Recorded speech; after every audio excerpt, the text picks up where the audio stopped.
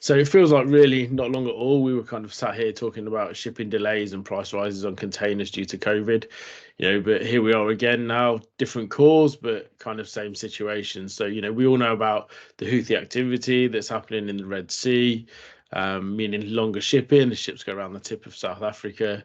Unfortunately, alternative rail freight through Russia isn't available at the moment. Certainly not an option there.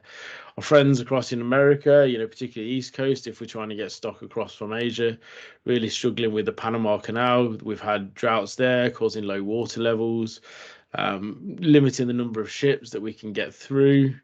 And again, causing delays because the only alternative route really is around the southern tip of South America. So, you know, these outside influences on our supply chain, they're causing delayed ships, longer lead times on the water, ships having to take on more security, increasing costs.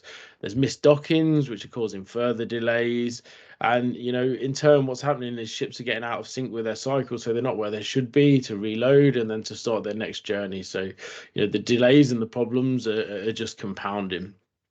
So, what does this mean for businesses? I've been talking to my customers, and we're seeing a lot of the same things we've seen during COVID. So delayed shipping potentially leads to stock outs, certainly leads to you eating into your buffer stock. Out of stock outs lead to unhappy customers potentially damage reputation.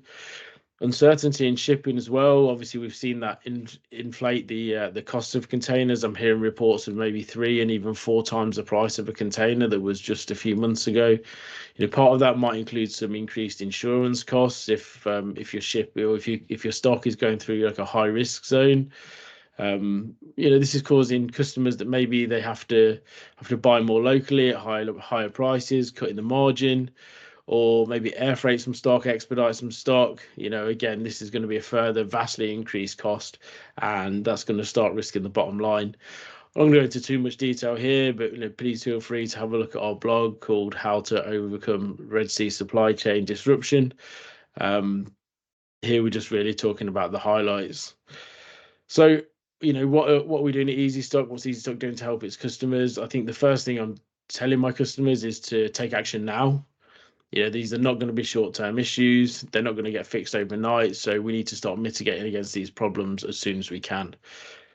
So Easy Stock, we're giving the customers advanced sight of if delays and stock outs are going to cause, problems for their customers, giving them the opportunity to maybe reserve some stock for really important customers, or at least have discussions with the customers and be able to tell them either when they can provide it or maybe provide some, and then complete the order when the rest of the stock arrives.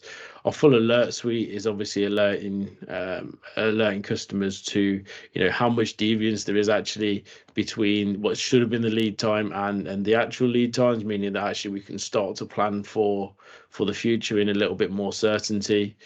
We're calculating how much stock that potentially we need to expedite to plug the gap. So we're not overpaying to expedite more stock than we need to, and just filling the gaps until the next stock arrives.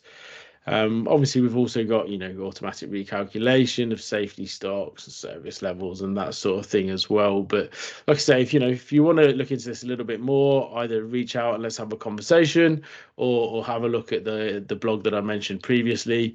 But my overarching comment on this is start to take some action now, because this is not going to be a short-term thing.